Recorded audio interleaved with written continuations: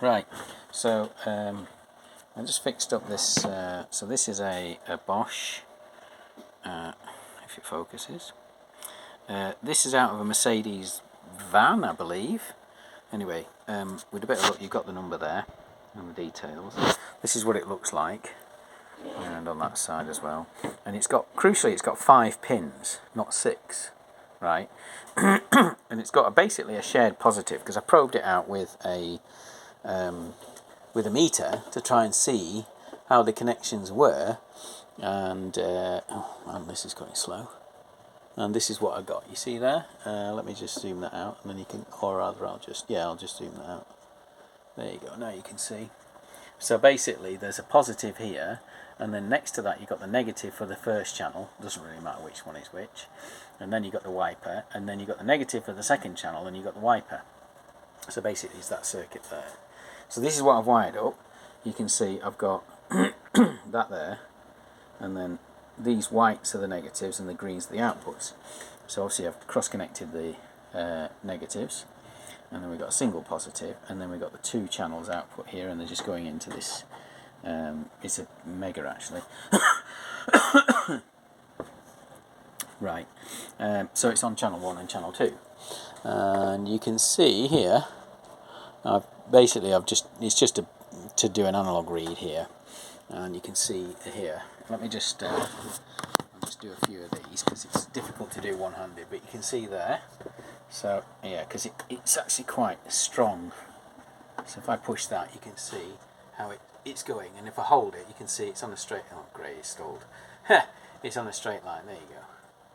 You see, so it actually is right, and so now I can use this pedal to control the vehicle, basically. You know, they're not difficult. I had another one which was actually a digital one, so until you actually applied power it didn't actually give you any resistances, which was quite interesting. But this one's obviously an analog one. It's got a couple of pots in there because it just works with resistors. The easiest way to find out which ones are the actual wiper pins, right, is to just buzz through them all and see which ones don't change when you press the pedal. And the ones that don't change when you press the pedal, they're obviously the extents of the wipers. They're not the wiper pin themselves. You see, the ones that do change resistance are going to be connected to the wiper, right? So once you've then got the, the ends of a potentiometer, then you can then check which direction they go in. And that's how I knew this one's obviously a positive, and these are 2 negatives.